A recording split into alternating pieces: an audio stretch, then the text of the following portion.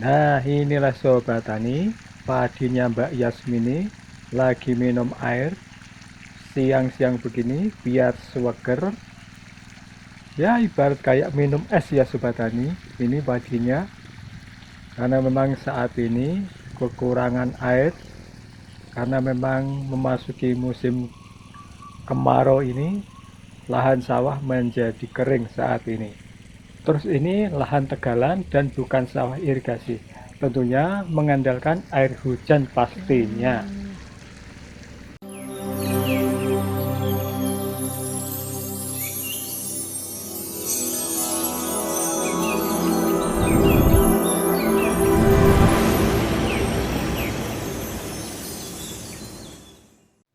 Assalamualaikum warahmatullahi wabarakatuh.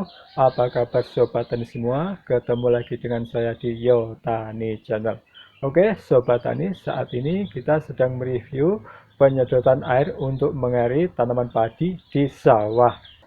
Dan di sini kita akan membahas ini tentang kebutuhan air untuk tanaman padi di saat pada masuk fase vegetatif sampai pada masa fase generatif.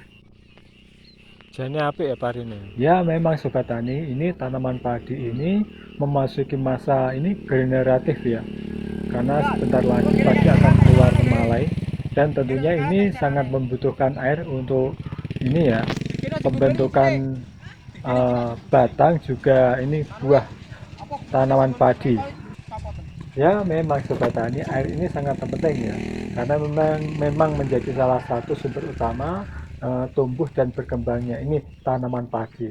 Namun akan tetapi perlu diketahui ya Sobat Tani bahwa tanaman padi ini bukanlah tanaman ini hidup di air. Namun tanaman padi ini dapat berkembang baik jika memang lingkungannya itu mempunyai kelembapan tanah yaitu sebanyak 60%. Untuk itulah kebutuhan air yang optimal pada ini pertumbuhan tanaman padi tentunya harus disesuaikan dengan umur atau ini stadium dan pertumbuhannya. Jadi penggunaan lahan pada lahan tanaman padi jika dilakukan secara terus-menerus itu tentunya kurang tepat karena ini dapat mengakibatkan ini terhambatnya pertumbuhan pada tanaman padi.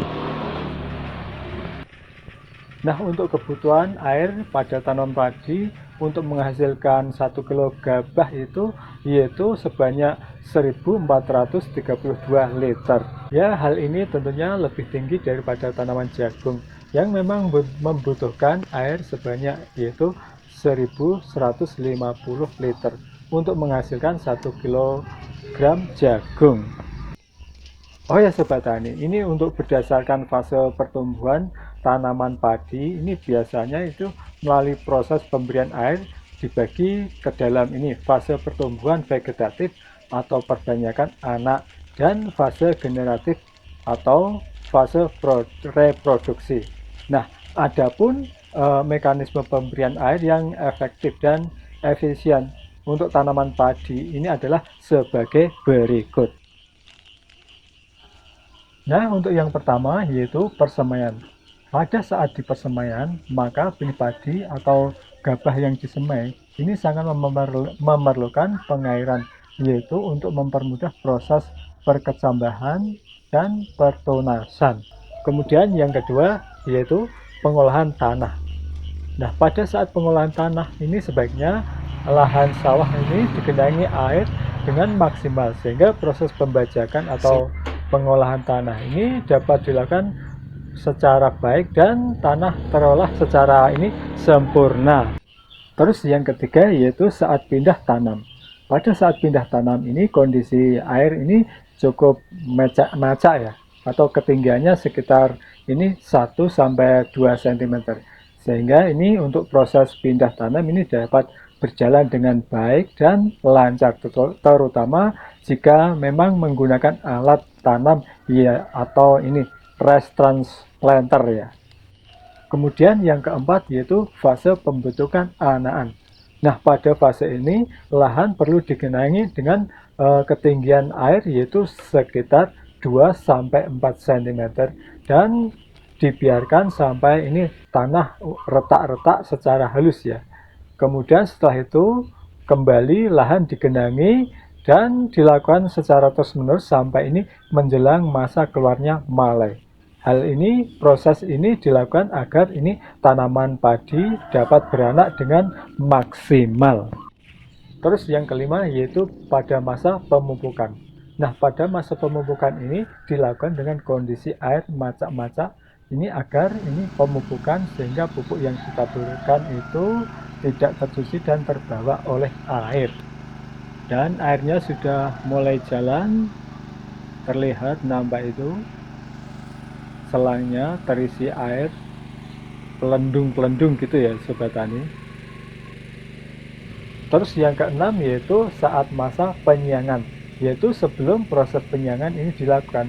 Ini sebaiknya digenangi air terlebih dahulu, karena hal ini bertujuan agar tanah menjadi gembur dan tidak ini lunak, sehingga penyiangan ini terhadap gulma dapat dilakukan secara efektif dan efisien. Terus yang ketujuh yaitu saat tanaman padi keluar malai sampai pengisian bulir padi. Nah, pada kondisi ini maka lahan sawah ini perlu digenangi. Pada fase ini tanaman padi akan meningkatkan ini fotosintesis dengan bertujuan agar ini pengisian bulir dapat berjalan dengan baik. Terus yang terakhir yaitu 8, yaitu pada masa panen. Nah, ketika pada usia 10 sampai 14 hari ini tanaman padi sebelum ini masa panen, sawah ini perlu dibiarkan dalam kondisi macak-macak sampai ini kering, karena apabila dalam kondisi tersebut tanaman digenangi air, maka hasil panen ini padi ini akan kurang bagus tentunya.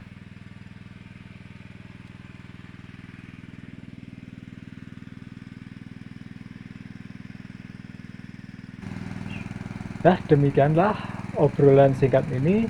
Semoga apa yang saya sampaikan ini bisa bermanfaat bagi sobat tani semua. Oke, terima kasih telah menonton video ini. Dan akhir kata, wassalamualaikum warahmatullahi wabarakatuh. Nah, inilah sobat tani, padinya Mbak Yasmini lagi minum air siang-siang begini biar seger. Ya, ibarat kayak minum es ya Sobat Tani, ini padinya. Karena memang saat ini kekurangan air, karena memang memasuki musim kemarau ini, lahan sawah menjadi kering saat ini. Terus ini lahan tegalan dan bukan sawah irigasi, tentunya mengandalkan air hujan pastinya.